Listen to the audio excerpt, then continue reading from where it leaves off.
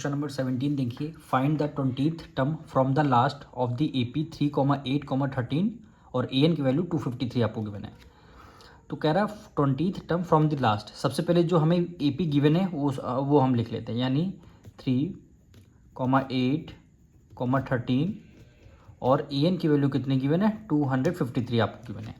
कह रहा है find the 20th term from the last, मतलब समझ रहे हैं, इस लास्ट से ये जो AP गिवन है इसको हम रिवर्स कर देंगे। ये जो AN वाली टर्म है ये आपकी फर्स्ट टर्म हो जाएगी, यानी 253 कॉमा।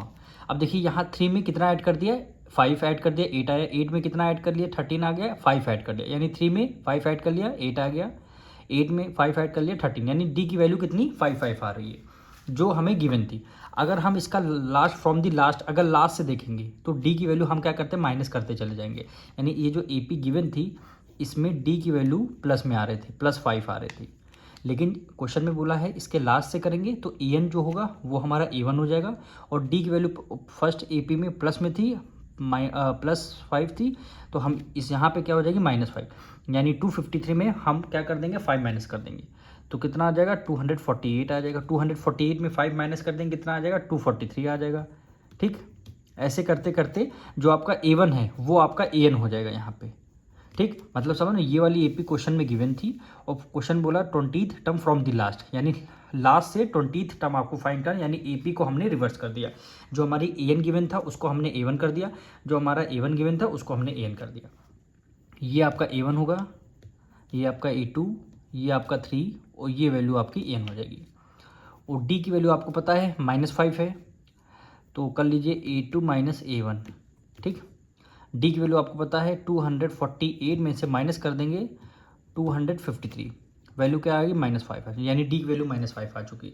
अब हमें क्या है, nth टर्म निकालना है लास्ट से, यानी AN equal to A1 plus n-1D, और A की वैल्यू कितनी है, N की वैल्यू 20th टर्म, यानी A20 वैल्यू पूछ रहा है। A1 आपका कितना हो गया, A1 आपको 3 नहीं लिखना है, लास्ट से पूछा गया, जो हमने रिवर्स किया है A1 आपका ये 253 होगा, 253 प्लस N की वैल्यू कितनी हो जाएगी 20 -1, D की वैल्यू हमारी -5 है, D की वैल्यू हमारी -5 हो गई, यानी A20 is equal to 253 plus 20 में से 1 माइनस कर देंगे 9 मल्टीप्लाई, ये क्या आ गया -5।